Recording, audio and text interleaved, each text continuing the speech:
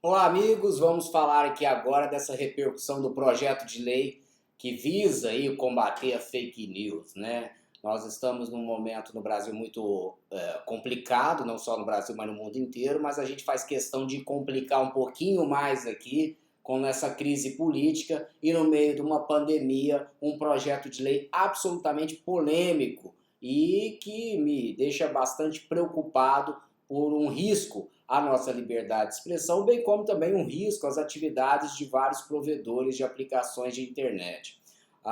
O projeto por si só ele é um absurdo no sentido de que ele joga a responsabilidade para o setor privado, para os provedores, de algo que é inerente ao Estado, ao poder público. Vejam só, combater fake news é uma política que tem que abranger educação digital, tem que abranger estruturação das polícias, melhoria da capacidade investigativa, um judiciário mais célere, por exemplo. Quantas vezes nós não perdemos a chance de identificar um perfil falso porque o judiciário não fornece a tempo uma decisão dentro daquele prazo previsto lá no Marco Civil de 6 meses?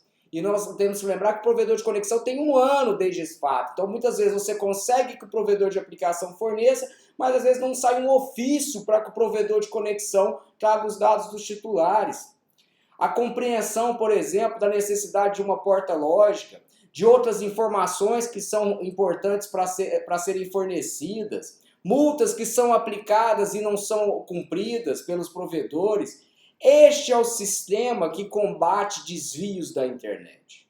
O projeto ele visa fazer com que os provedores passem a ser responsabilizados. Ou seja, nós estamos partindo por uma censura.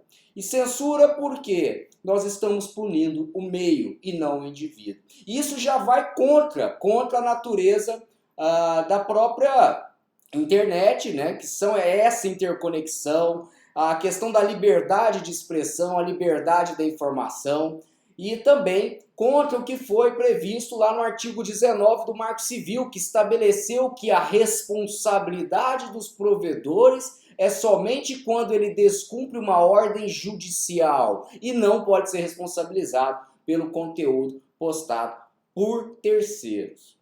É este o sistema jurídico que tem que prevalecer. Agora, é claro que neste meio caminho, nesse tempo da evolução da internet, nós tivemos desvios, obviamente. Né? Talvez eu chegue a arriscar que um dos grandes problemas hoje enfrentados pela sociedade foi causado pela própria vaidade, né? Ou seja, Facebook, redes sociais foram criadas sob como lembrando o filme O Advogado de Diabo, né? O meu pecado favorito, que é a vaidade. As pessoas com vontade de compartilhar, etc. E tal. Bom, como foram forjados nesse sistema, e aí, obviamente, a partir daí uma enormidade de dados foram fornecidos, claro que aí passou-se também a utilizar esses dados para outras finalidades. Óbvio que existe desvio. O deputado Rodrigo Maia, presidente da Câmara, disse que a tecnologia é boa, etc., mas que também houve desvios e que precisam ser punidos. Concordo absolutamente. Precisamos sim punir esses desvios.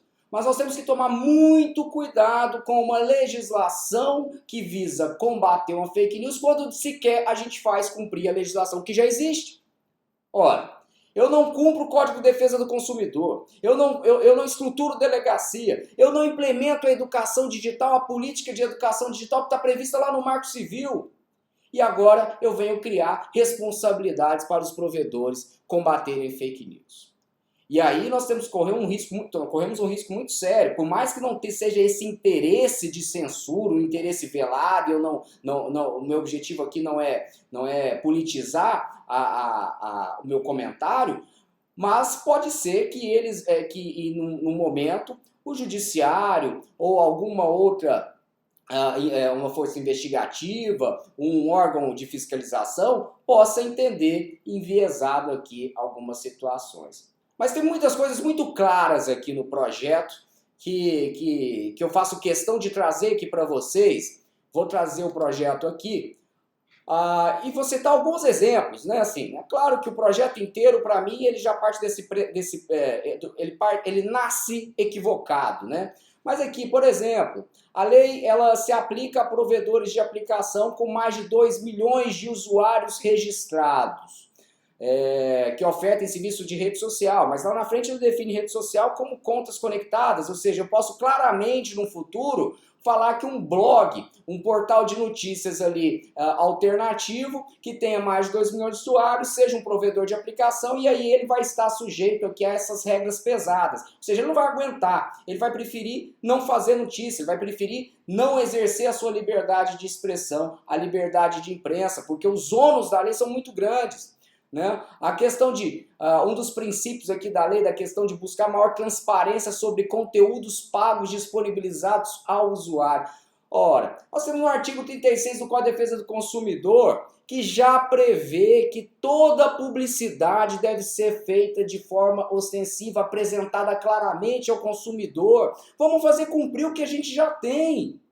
Não precisa mais não precisa criar essas obrigações. E aí um outro princípio, talvez um objetivo dessa lei, que está lá no artigo 3º, a questão de desencorajar o uso de contas inautênticas. Olha isso daqui, que situação, imagina. Vamos para a definição, então, de que são essas contas inautênticas, né? Está aqui no inciso 4 do artigo 4º também, conta criada ou usada com o propósito de disseminar desinformação ou assumir identidade de terceira pessoa para enganar o público. O propósito de disseminar desinformação ou para enganar o público. Vejam só que, com raríssimas exceções, vão se entender que um perfil falso ou um pseudônimo não é propósito de disseminar desinformação. E, se houver um viés político, pode haver, claramente, uma intenção de falar que determinado uso de pseudônimo para exercer liberdade de expressão pode vir a ser considerada essa conta inautêntica. E na situação do provedor, que não sabe verificar se o propósito é ou não, porque eventualmente um usuário que ele pode ter, num momento ali esporádico, ter criado um conteúdo inautêntico, etc., vai ficar pensando o seguinte, olha, é melhor eu proibir todo mundo. A gente vai chegar naquele ridículo de exigir daqui uns dias um CPF, né? Que tem alguns projetos que tramitam por aí exigindo CPF para criar conta em rede social. Aliás, CPF é uma bobagem também, porque eu posso pegar CPF na internet ali à vontade, né? Infelizmente se acha esses dados muito facilmente. Mas daqui uns dias vão querer, então, uma assinatura digital com token, né? Mas olha só, para ter certeza que a conta é do usuário mesmo. Aliás, esse projeto aqui é um grande exemplo para a gente poder levar para a China, né? A China vai ficar muito invejosa aqui da audácia desse projeto. Bom, vamos aqui mais alguns pontos, né, que aí assim fala da responsabilidade dos provedores, né? A responsabilidade é do provedor, não é do Estado, né? Ele não pode ter contas inautênticas, lá tem no inciso 2 e 3º aqui falando das redes de disseminação artificial, né, os robots e tal, e aí volta lá para que ele não pode ter conteúdos patrocinados não rotulados, entendidos como aqueles conteúdos patrocinados cuja comunicação não é realizada ao provedor. Eu não consegui visualizar o propósito dessa vedação aqui, porque imagine só, se o provedor não é comunicado de um conteúdo que foi patrocinado, como é que ele vai vedar essa ferramenta? Enfim. E lá no parágrafo 3º, uma preocupação do legislador, né? Olha, a gente vai criar aqui algumas regras, mas a tecnologia muda, então a responsabilidade é de vocês, provedores, para sempre fiscalizar e buscar punir ou impedir esses comportamentos inautênticos. Diz aqui o parágrafo 3º, dada a natureza complexa e em rápida mudança do comportamento inautêntico, os provedores de aplicação devem desenvolver procedimentos para melhorar as proteções da sociedade contra comportamentos ilícitos, incluindo a proteção contra o uso de imagens manipuladas para imitar a realidade, o famoso deepfake, né? Aquele que muda o rosto ali e coloca num vídeo.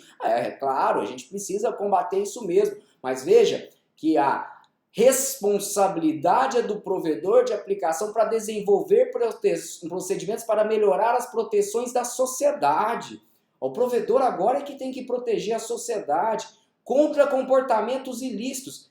Imagine só alguma ofensa que se tiver a um parlamentar, ofensa a algum determinado político, um governador, ao presidente, que se acha então que ali um juiz possa entender que houve um comportamento ilícito e a rede não puniu. Então você já acaba com o artigo 19 do Marco Civil da Internet. Por quê? Lá fala que eu só respondo quando um juiz diz que é para eu remover determinado conteúdo. E eu não removo. Agora, aqui do jeito que está escrito, eu simplesmente fico numa situação em que se eu não desenvolvo esses procedimentos, ou seja, se eu não impeço esse comportamento ilícito, eu estou cometendo uma irregularidade desse PL da fake news.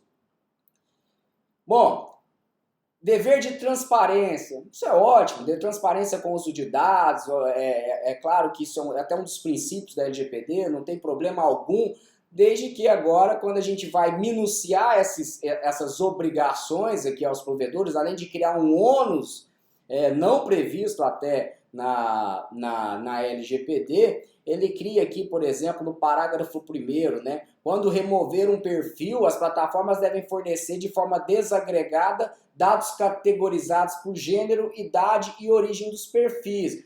Vai deixar público uma informação dos perfis removidos. É claro que é um interesse de perseguição de eventual perfil falso, porque mesmo que desagregado, gênero, idade e origem do perfil pode levar à identificação do indivíduo e levar uma identificação sem ordem judicial. Eu estou dizendo aqui de uma informação que vai ser estampada no portal do provedor. É realmente absurdo, né? Aqui no inciso 7º, né, do artigo que fala aqui, do artigo 7º que fala dos relatórios que deverão conter, ele coloca aqui no inciso 7º também, estrutura dedicada ao combate à desinformação no Brasil, contendo número de pessoal diretamente empregado. Olha só, aos provedores. Está criando o custo de contratação, vai ter que ter equipe para criar, para combater fake news. É claro que eles têm responsabilidade, é claro que tem. O que não se pode é criar uma obrigação por lei sem que o Estado tenha sequer movimentado nos últimos anos para combater fake news. E eu digo isso porque desde que se discutiu fake news lá atrás, nas eleições, com mudança na legislação eleitoral, nós não vimos nenhum órgão público realmente promover a educação digital. Não se tem notícia de campanhas publicitárias voltadas para isso. Esta é a minha grande crítica. Não se educou a população. E agora vem exigir dos provedores, acabando com a inovação do Brasil.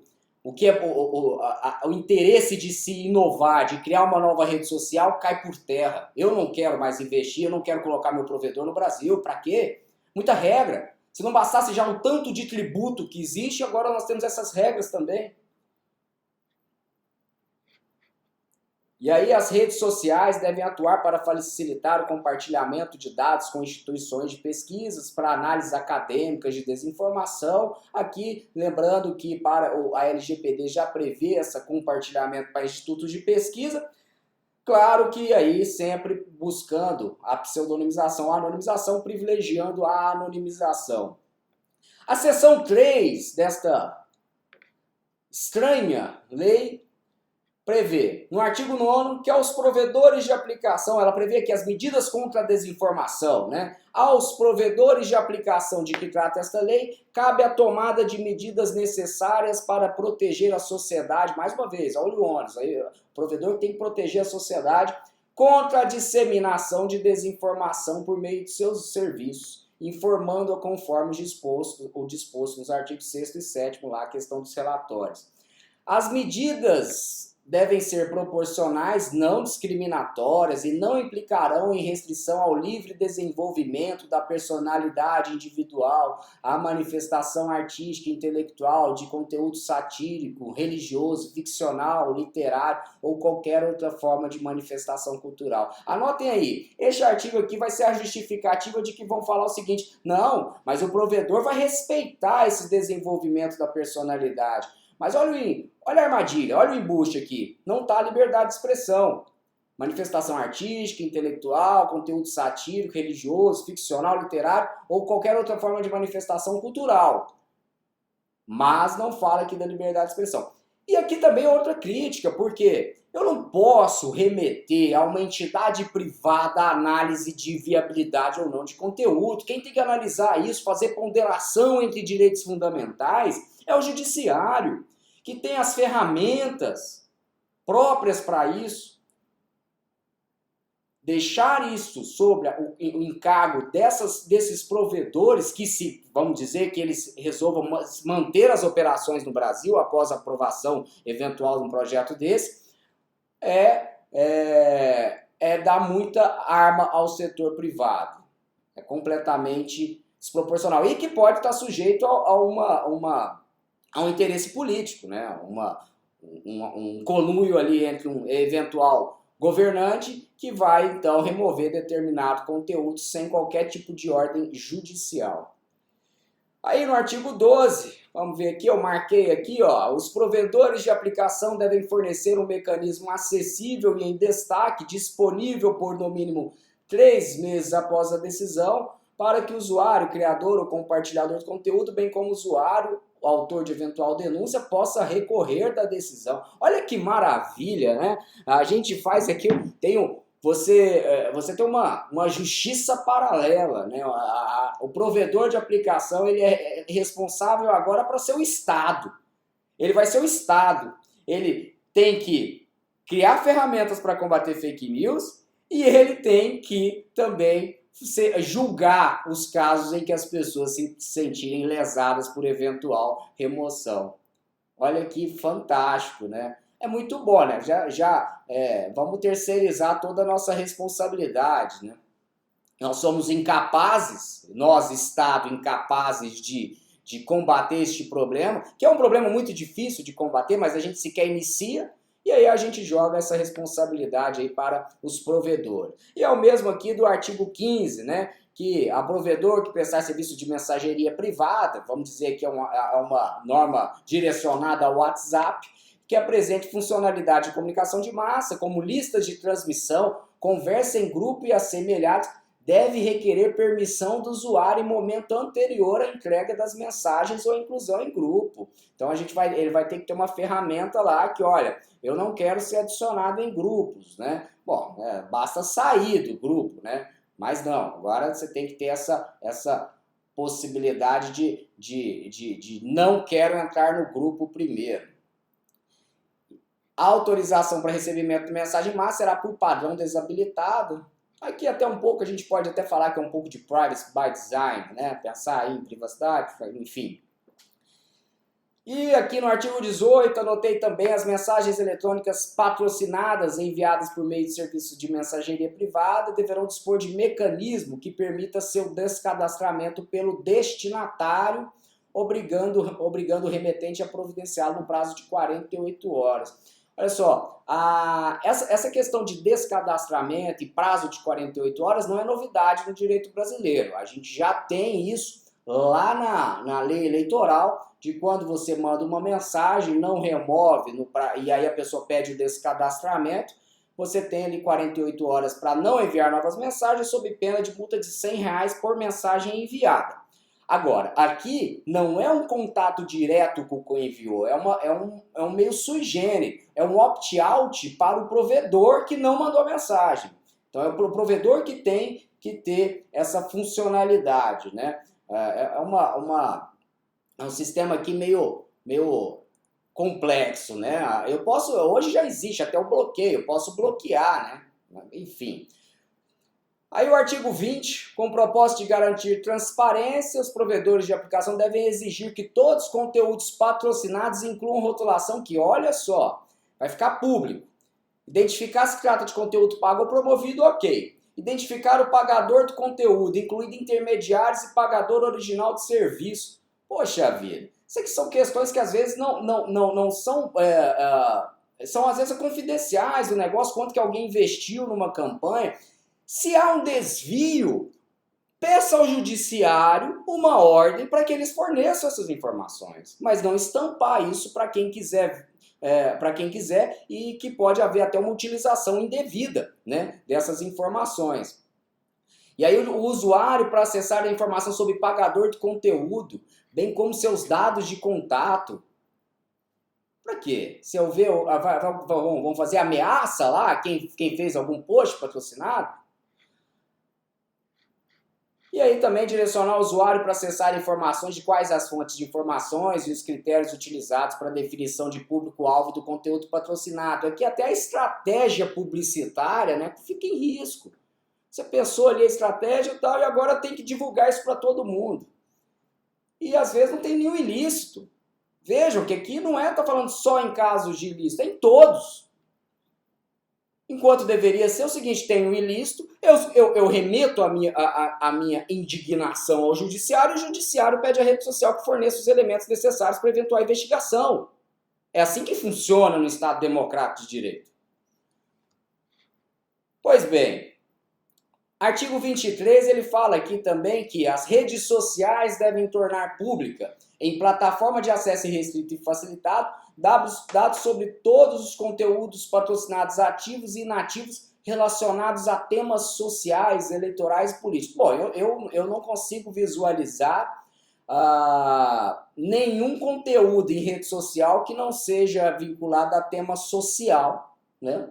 Eleitoral e político a gente pode até conseguir limitar, embora hoje em dia parece que tudo é político, mas tema social, tudo é tema social. Até uma questão de área de lazer é uma questão social, enfim. E aí tornar pública essas informações em plataforma aberta, de acesso restrito sobre os dados dos conteúdos patrocinados, me parece algo exagerado. O capítulo 4, e aqui fica a dica para o legislador, quer aprovar essa lei? Então vamos lá, faz o seguinte, pega esse capítulo 4 aqui, tira tudo o resto, tira tudo. Pega esses dois artigos, artigo 25 e 26, e deixa só com dois artigos essa lei. Que aí fica aqui, ó, cumprimento do dever constitucional do Estado na prestação da educação em todos os níveis de ensino, inclui a capacitação integrada a outras práticas educacionais para o uso seguro, consciente e responsável da internet, incluindo campanhas para evitar a desinformação na internet e promover a transparência sobre conteúdos patrocinados. E o artigo 26, que eu fico a sugestão aqui para ser o artigo 2º, tá, dessa lei, o Estado deve incluir nos estudos de que trata o artigo 28 da Lei 12.965, famoso Marco Civil da Internet, diagnóstico sobre a desinformação na internet e a transparência de conteúdo patrocinado na internet. Se não quiser dois, deixa só o 25, tá de bom tamanho. E cumpra a sua missão, Estado, de educar, de orientar. Essa conversa de inclusão digital, de botar computador nas escolas e nunca ensinar ninguém a usar, ficar um monte de maquinários sucateados, sem orientação, acabou. Inclusão digital é muito mais do que isso. Tem que efetivamente prestar a educação digital. Essa é sua obrigação, Estado, poder público. Não é obrigação do setor privado.